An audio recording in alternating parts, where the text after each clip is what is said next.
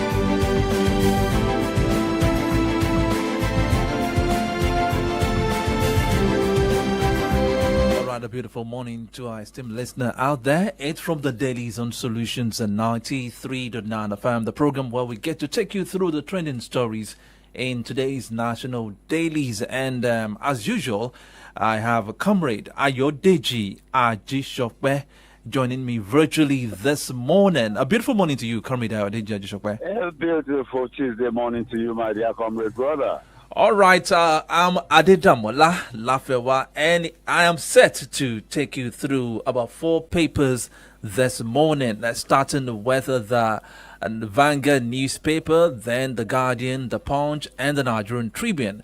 Going straight to the business of the day, this beautiful Tuesday morning, the 5th day in the month of November 2024. I have this one saying, end bad governance. Tinubu orders AGF to free minors facing trial. And under that caption, there are quite a number of riders. I have this one saying, security agents found culpable in arrest will face disciplinary action. Police arraigned 3 minors, 16 others in Maiduguri. Terminating treason charge against minors, not enough. Falana. Protest in Abuja as Nigerians decry fuel crisis, inflation woes. Away from that now, I have this funny one coming from the trade of words between Abubakar Atiku and APC. APC kicks as Atiku tags Tinubu's economic policy prescriptions shambolic, bole, kaja. That story is found on page 36 of the Vanguard newspaper. Still taking stories on the front page of the Vanguard newspaper this Tuesday morning. Petrol price, Petro and Pinnacle set to import cheaper products. Page 22 has that story.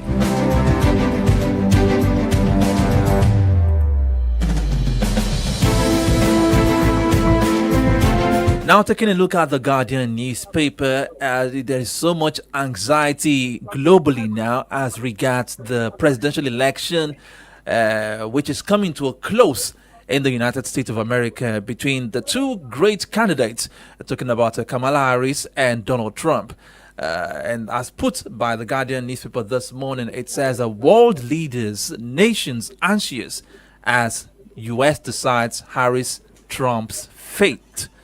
Away from that, reps probe NNPCL as protesters lament fuel crisis.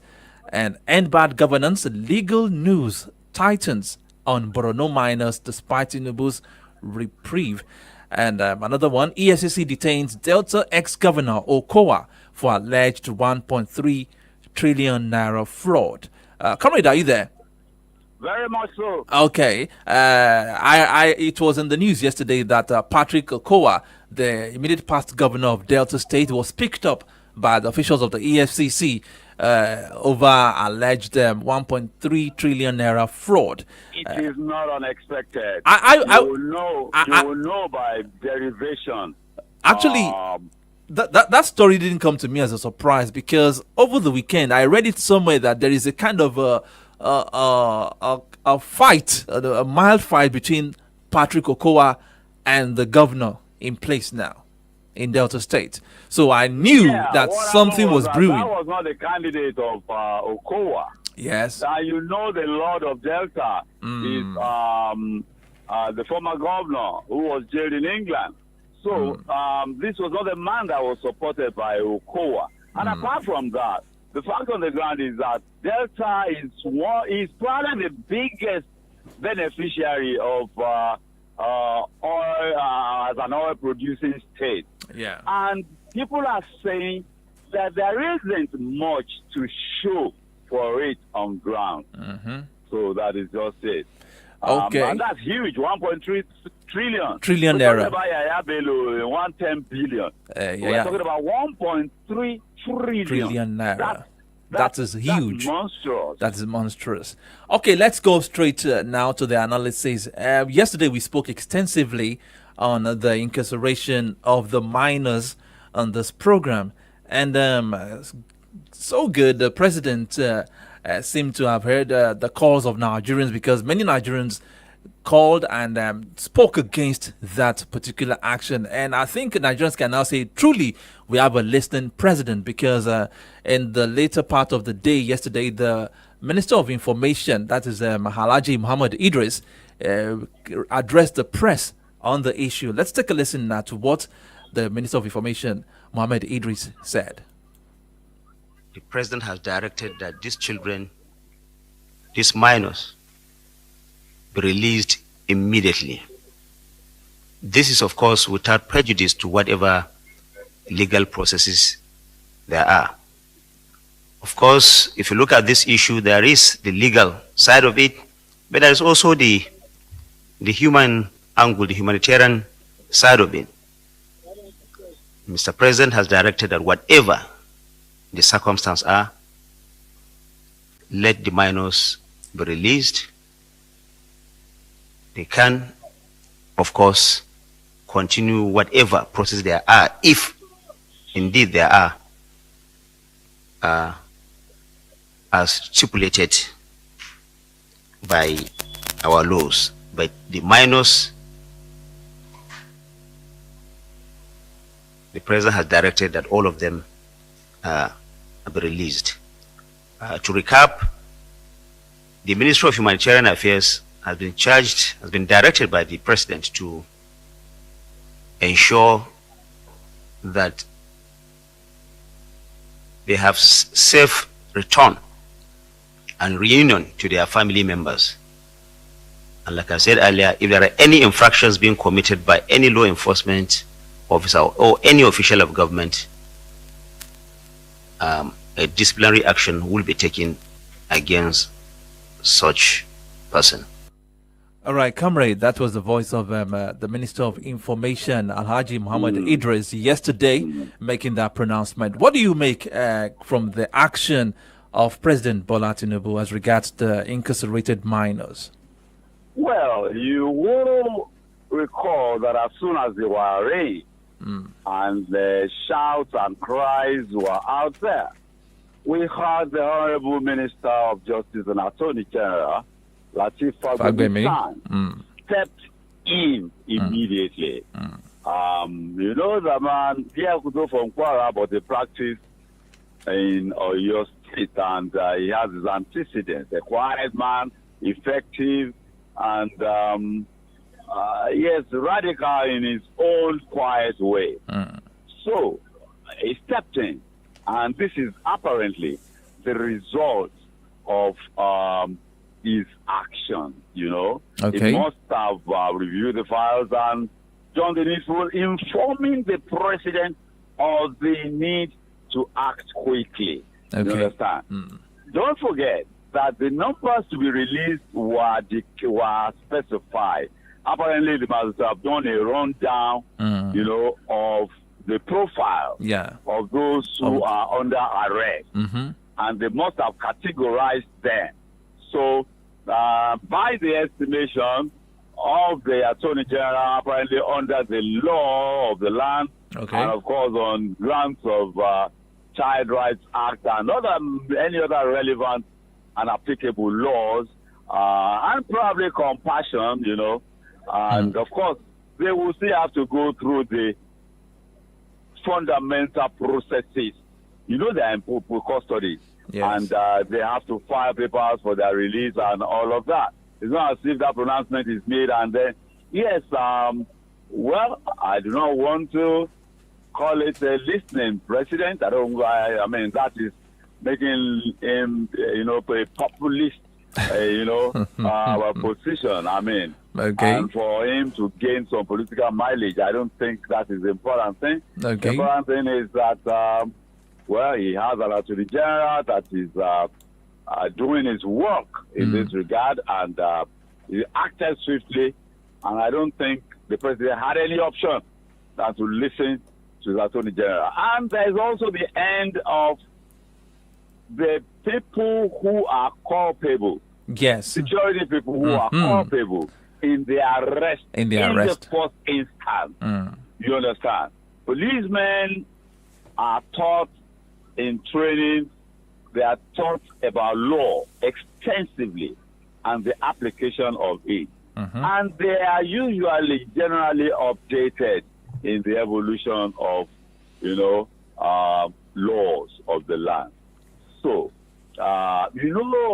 security men can be overzealous in this country, especially when they think they are serving government. They are not serving the state.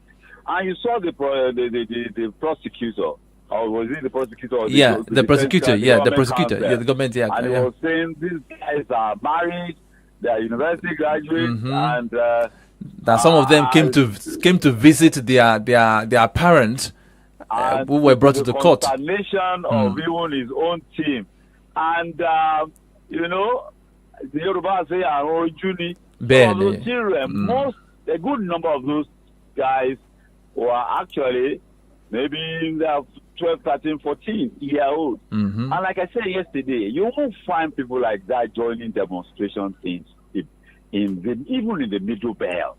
Not to talk of the south or the southwest of Nigeria, or even the southeast. I think it is largely due to the failure of leadership. Failure of leadership in the north. Total failure of leadership. You see in the newspapers today that Yaradua, lambasted the leadership of the north. And I think the Sultan also said something, Saad Abubakar also said something to that effect about the failure of leadership. And the leadership of the north. Look at the 19 governors and the spiritual and police traditional institutions that gathered against the tax reform bill. They were claiming the interests of the north. So what have they done for the north? That is visible. All right, let's move away from that particular issue now and go to another issue. Talking about lambasting, Abubakar Atiku, the former Vice President of the Federal Republic of Nigeria, has been making comments concerning the economic policies and prescriptions of this administration. And every time he speaks, he gets an apt response from the presidency. Like we discussed a particular one yesterday. So when the presidency was saying that he said the economic reforms of the president are not yielding results, but the presidency replied him and said that his ideas that Atiku was suggesting were the ideas that Nigerians rejected in 2023. And Atiku again responded yesterday and said that these economic policy prescriptions are shambolic, and the president and his team should stop this bole kaja, the way he put it in his words, that all this bole kaja approach of coming quick to counter anybody that criticizes what the government is doing. What do you make out of that in 2 minutes? Well, the defense of, comment in defense of this government, the suggestion that Atiku was rejected on the basis of policies and ideas that they enunciated in 2023 cannot be further from the truth. Neither did Bola Tinubu win on the basis of policies and ideas that they enunciated.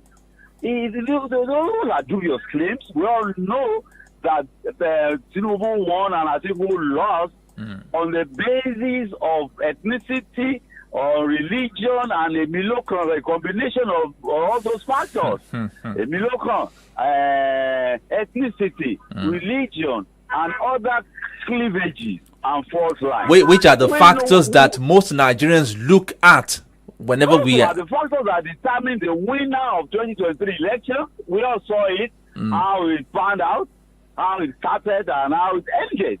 So people, so that basis is, you just take it out of it, and calling the Tinubu policies, shambolic initiatives, and implementation as Bole Kaja. It might not be too far from the truth when we are watching from the sideline. You know, when there is a plan, you will know. You will deliver your plan to the people. You will get their buy-in. You understand? And then that is where you are going to get their support. You understand? Yes. So, let me give you an example that is very common. Okay, when in 1979 or 79, UPN, MPN, and all of that, secondary school children knew the 4 cardinal principles of UPN, even if they did not completely understand it. Free education, free integrated rural development, and all of that. They were well spelled out then.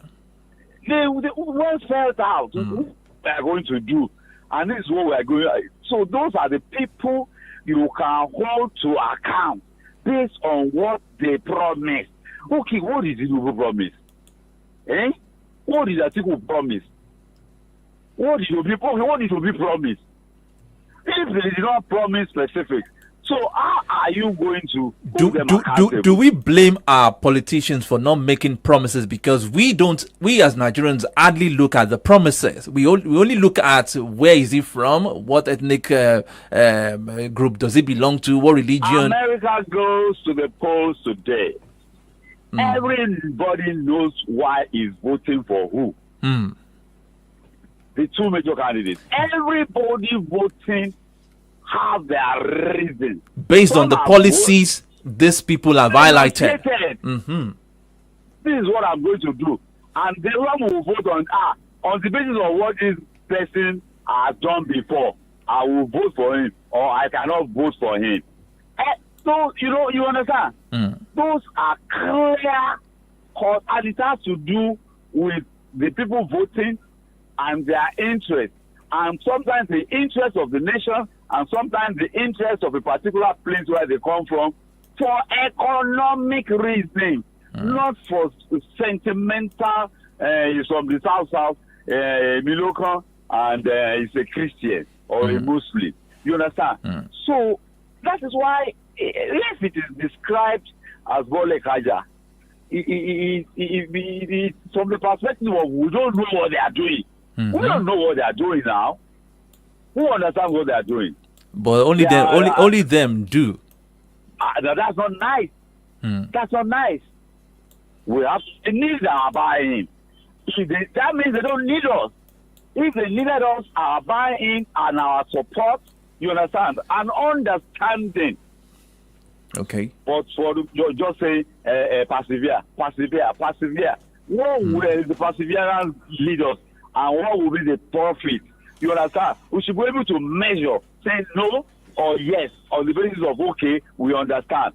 We can persevere. We can see the end from where we are standing. Okay, let's move away from that particular issue now. We have about 10 minutes left. Now, imported petrol cheaper than Dangote's 990 naira per litre. Marketers, now it's brewing again. The marketers are now trying to avoid patronizing Dangote refinery, saying that they can get cheaper petrol from the imported one rather than approaching the Dangote for their supply. What do you make out of that?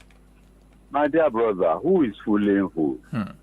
the chief financial officer of NNPC, just like 2-3 months back, held a press conference in which he declared how much profit they made, and that this is what they used the profit for, and that they used the profit in that direction because they got instructions from the owners of NNPC, the Ministry of Finance and Ministry of Petroleum Resources, of course, that are appendages of the federal government.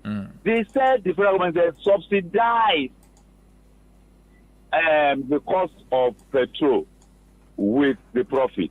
And what did they tell us? They told us PMS was being sold then for 600 naira. They told us then publicly that the landing cost of PMS was 1,200 naira, and they were therefore subsidizing with 600 naira. How did the landing cost become 900 naira now, 2 months after? And what was the exchange rate then? If you say it is the exchange rate, it's one of the critical factors. And the cost of crude. The exchange rate today, as we speak, is 1,700 plus. Then the exchange rate was probably 1,005 or thereabout. So how come the landing cost at higher exchange rates and at even probably higher cost crude? How come the landing cost of PMS has reduced from 1,200 to 900 naira? How come? It's like there is a faction, but I don't want to use the word faction. There is a kind of a body or a group of people that still want to engage in the importation of petrol. Because that margin, 300 naira margin, it's huge. That in itself is looking like a scam. That is why people have always said subsidy is a scam. Landing costs from 1,200 at a higher exchange rate, or you say a lower exchange rate to the dollar, and at even a higher spot market rate of the crude. How? It is Dangote that has necessitated that now. That one is for sure. It is, and Dangote says he is basing his pricing on the international market template. That also means or implies that the landing cost of PMS will even be lower than that in real terms at cost of production by Dangote. Will be lower than that real time, because Dangote is in process, they call this processing zone, and is exempt from certain levies and taxes. Okay. Those who are importing, they have to pay those levies and taxes. How come they are able to import cheaper? How come? That was what came to my mind when I saw the story this morning. Shipment from Europe, and the levies you will pay because you are importing. And all of a sudden, producing domestically, how can something that is being produced domestically costlier than what taxes is exempt from? And I'm sure he's enjoying some tax holiday. Definitely. Setting up a massive industry that employs probably 20,000 people directly. Another tens of thousands indirectly. Another tens and tens of... Do you understand? Nigeria, this is the thing I keep saying. Oil and gas sector in this country is like the more you look, the less you see. No, with the players. Look carefully enough. Nigerians should get to understand the dynamics. We should not just be hysterical. Okay. We should understand.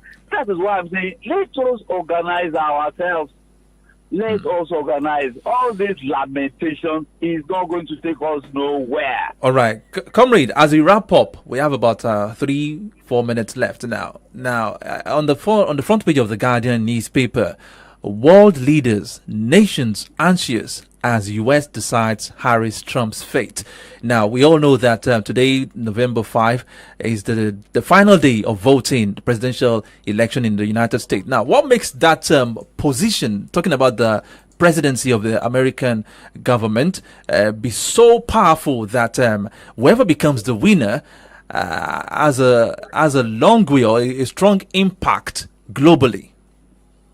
You see, the two big guys in the race, the major parties, they are diametrically opposed in their outlook and in their personalities. One may be described as stable, one may be described as unpredictable, if not outrightly unstable. So, and the United States since 1945 is operating as a policeman, they call them the global corps, as the global police, ensuring peace here and there. Or the big brother, playing the big brother role. They use diplomacy and food and all sorts of positive things to warm their way into the hearts of people as supporters of democracy. But we know the reality is different. But that is the outlook that has been achieved. Okay. So the outcome, who occupies the White House, will have may have a serious impact and consequences in the way the world goes in terms of stability or instability. Okay, we'll talk more on that and some other issues on the program tomorrow morning. By God's grace. All right. Thank you very much for being a part of the program, Comrade AYODEJI. My pleasure. AJISOPE. Wishing you a very wonderful day. You too, brother. God bless. All right, that's the wrap for today. We're back again tomorrow morning for a fresh edition of the program from the Daily Zone Solutions 93.9 FM. My name is AJISOPE. LAFFY. Stay tuned for the program AYODEJI with the Great Babs. Good morning once again.